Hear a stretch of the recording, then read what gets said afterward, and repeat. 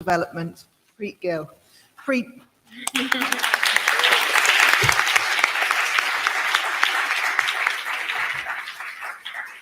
Preet, we want to thank you for all the work you're doing in our movement and in international development. I invite you to address conference.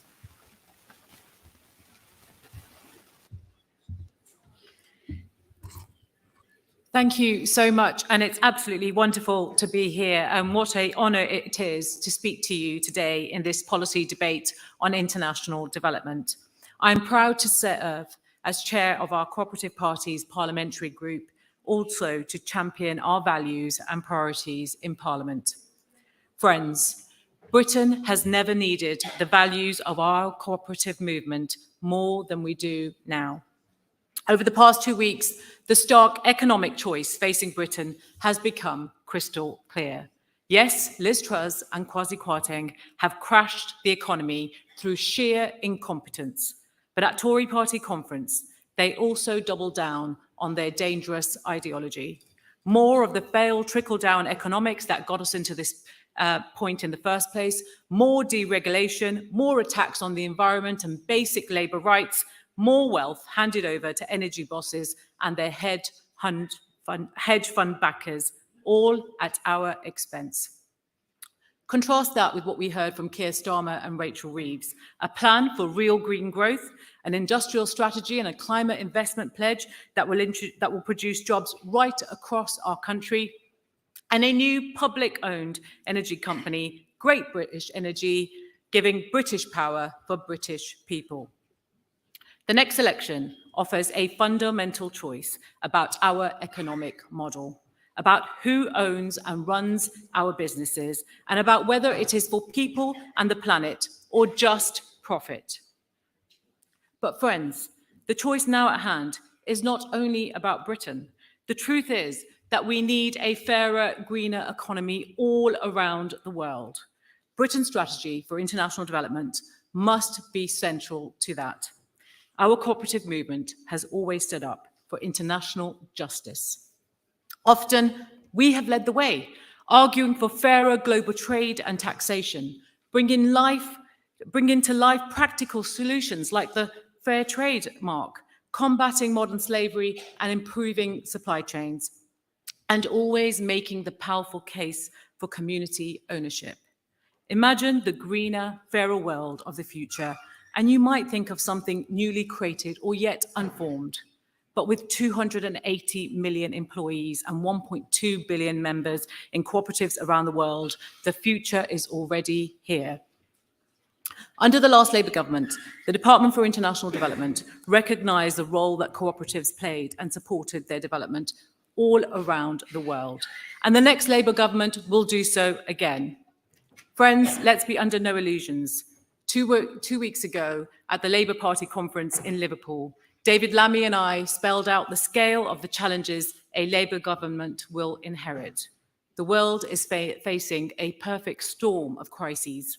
The pandemic has already left 250 million more people into extreme poverty. 9 out of 10 countries have gone backwards on the UN's Human Development Index, and conflict is growing, from Tigray and the Democratic Republic of Congo to Yemen and to Ukraine. We now face energy, food, and debt crises.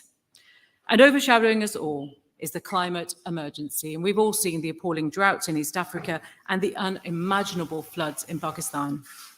And yet, just when the world needed Britain's solidarity and help more than ever, the Tories took a wrecking ball to our development expertise and budget. A failed merger, shutting down the world-class Department for International Development, which we all know was an ideological decision taken by Boris Johnson. Aid cuts has meant that hundreds of thousands of people's lives have been lost and manifesto promises broken, and our reputation on the international stage is in tatters. And there's been a dramatic decline in transparency, only this week reported by the watchdog, the Independent Commission for Aid Impact. Under the Tories, Britain is missing in action. Friends, the public may want a general election right now, but the Tories are not done just yet. They continue to vandalise Britain's role in international development, and yet they have still not set out a credible path back to 0.7%. And we know that a further £3 billion, which is the quarter of the remaining aid budget, will now be diverted to subsidise Suella Braverman's Home Office to receive Ukrainian refugees instead of actually helping those facing famine in places like the Horn of Africa and Afghanistan. But let me just be clear. Instead of balancing the books on the backs of those facing conflict and climate change elsewhere, our support for Ukraine must be additional, just like every other G7 country has done so.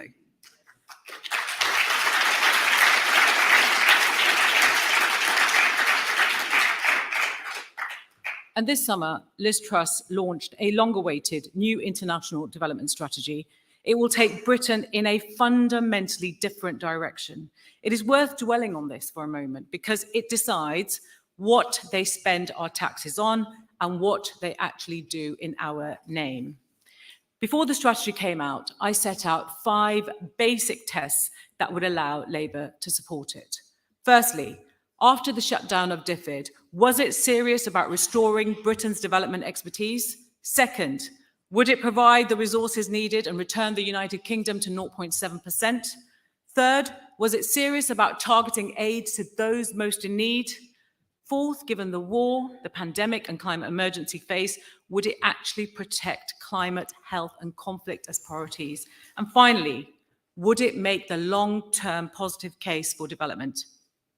Friends, I'm sad to say it didn't even pass a single one of these tests. Instead, what the strategy did was to signal 2 big changes in the purpose of aid spending. The first is that more and more the Conservatives are going to use aid as a bargaining chip to compete geopolitically with what they call malign actors like China, instead of using taxpayers' money to fight poverty as they are required to do so by law.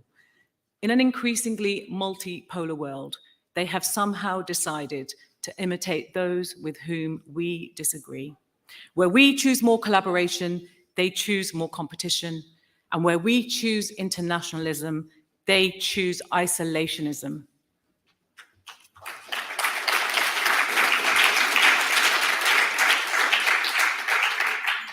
The second shift is that the Tories are going to spend the aid budget more and more on private sector investment, trade and infrastructure. Now, economic development is really important if you want to lift people out of poverty. And business has got to be an important partner in achieving the Sustainable Development Goals. But I have had to challenge the government repeatedly this year on what the new strategy will actually mean in practice. So let's take, for example, the case of the British International Investment, which is the government's development finance arm. They invested almost £600 million of British taxpayers' money, which was meant for the aid budget, into DP World. Now, DP World are the Dubai-owned parent company of P&O Ferries, famous for its so-called efficiencies and for firing and rehiring earlier this year. It was BII's biggest ever investment in 73 years of operating. Well, a race to the bottom on labour rights doesn't fight poverty. Loans and handouts to big international corporations doesn't fight poverty. That's not economic development. You and I know that we should be investing instead in the community-owned green energy schemes of the future, in women's cooperatives, in credit unions, and in boosting access to health, education, and public services that actually drive sustainable development and build fairer societies.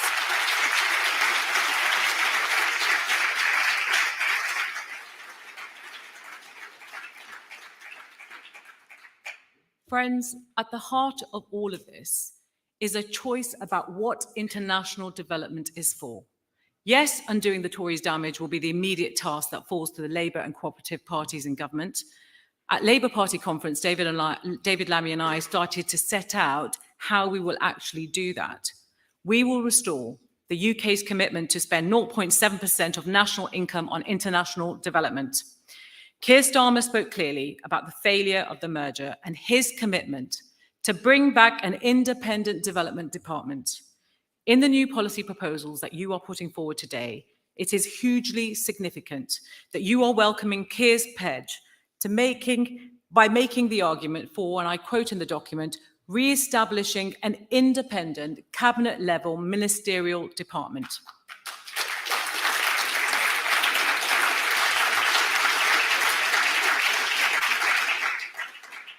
The task before you working with the Labour Party is to now ensure that that proposal and commitment becomes reality. So let us remember that 25 years ago, Labour set up DFID as a department that was ready to tackle the crisis that faced the world at the time. It was a department that continued to evolve from 1997 to 2010, and it will do so again. So in government, Labour will once again establish a new model fit for the challenges of the next 25 years and with the independence needed to help achieve the UN Sustainable Development Goals.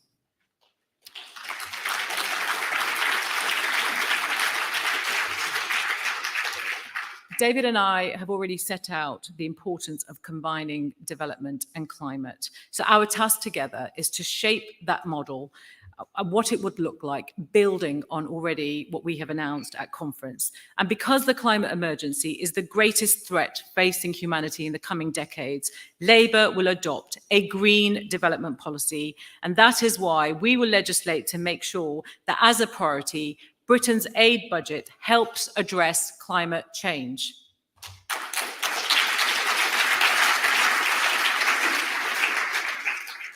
But friends, we have much more to do than simply reversing the Tories' damage to international development. We will not go back to the way things were, and nor should we aim to. I want Labour to be really ambitious about the transformative global change that we bring about in government. We can do more than tinkering at the margins, more than addressing the worst symptoms of a broken system. Yes, money matters. When the Democratic Republic of Congo pledges 6 million more than Britain does to the Global Fund to fight AIDS, TB, and malaria, it is shameful and real people suffer.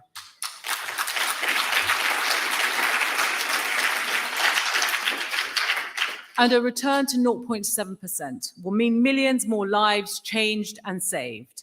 But Britain can and must also help transform the global rules that determine outcomes and poverty, inequality, and climate change. Britain should be using our influence at the World Bank, the IMF, the UN, the G7, the WHO, and the World Trade Organization to fight for a greener, fairer world. I'm inspired by many of the ideas put forward for today's debate in this conference's International Development Policy paper.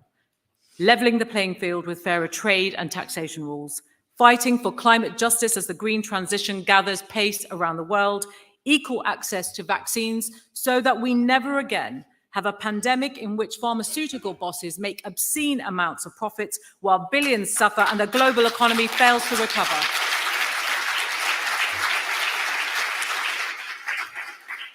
And a feminist development policy that truly invests in women's cooperatives and in women's rights organisations.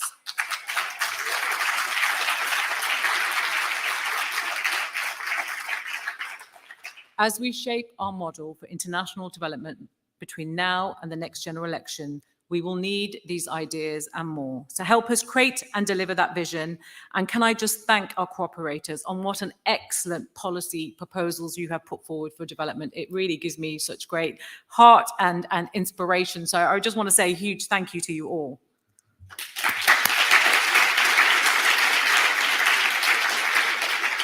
But friends, we must also take to the British public a very clear message that international solidarity matters and that we really can change the world for the better. Making the case with the British public for what we promised to do on the international stage and why that is important for Britain. After 12 years of Tory ministers on the airwaves and right-wing media attacks, the truth is that too often cynicism and disbelief have set in. In our shops and our workplaces, the cooperative movement has always been a powerful champion of internationalist values. We now need the voices of our 14 million members right across the UK, making that case for international development, person by person, conversation by conversation. Friends, it's time to get the Labour and cooperative parties back into power. It's time for Britain to return as a trusted international partner. It's time for Britain to again get serious about fighting poverty, inequality, and climate change, and to build a fairer, greener world together. Thank you so much.